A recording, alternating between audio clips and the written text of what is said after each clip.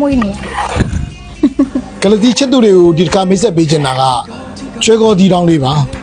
ချင်းငံဆက်ရတာလေးနဲ့အရန်စားလို့ကောင်းတယ်ဆိုတာသိကြပါတယ်ဘတ်စတိုင်ထောင်းနီးလေးလဲလို့ပြောခဲ့ကြပါအောင်ဗျာလွန်ခဲ့တဲ့နေ့ရက်ကဖန်ငါမိတ်ဆွေအရင်ချတွေကြီးကနေပြီးတော့ကျွဲကောဒီလက်ဆောင်ရရှိခဲ့ပါတယ်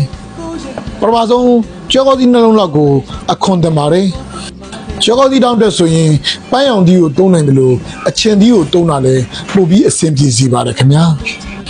အသားနုနုလေးတွေကိုအခုလိုထွန်းထုတ်ပြီးစက်သွန်ဒီကိုပါပါလိပြီးရေးဆေးရပါတယ်။မြို့ဒီနီတောင်းနဲ့အစိမ်းတောင်းတွေကိုညံ့ညက်ပါအောင်ထောက်ရပါတယ်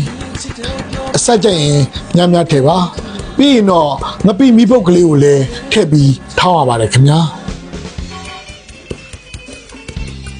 ငပိကြေးပြီးဆိုရင်တော့ပစွန်ထန်းငံပြရည်လေးလောင်းထည့်ရပါတယ်။စက်သားမုံ1 teaspoon ချိုမုံ1 teaspoon ကိုလည်းထည့်ပေးရပါတယ်ဗျ။ကျွဲကောသီးက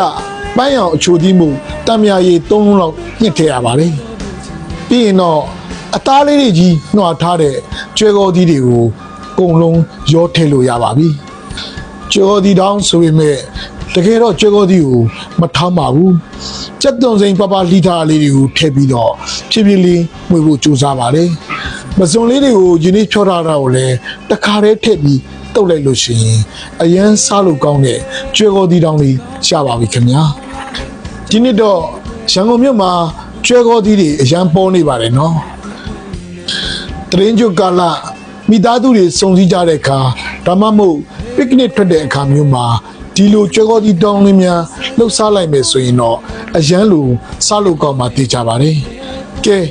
အခုလိုကြည့်နေရင်တေးကြနေတာနဲ့ဆိုင်လှုပ်ရှားကြည့်ပါလားဗျာ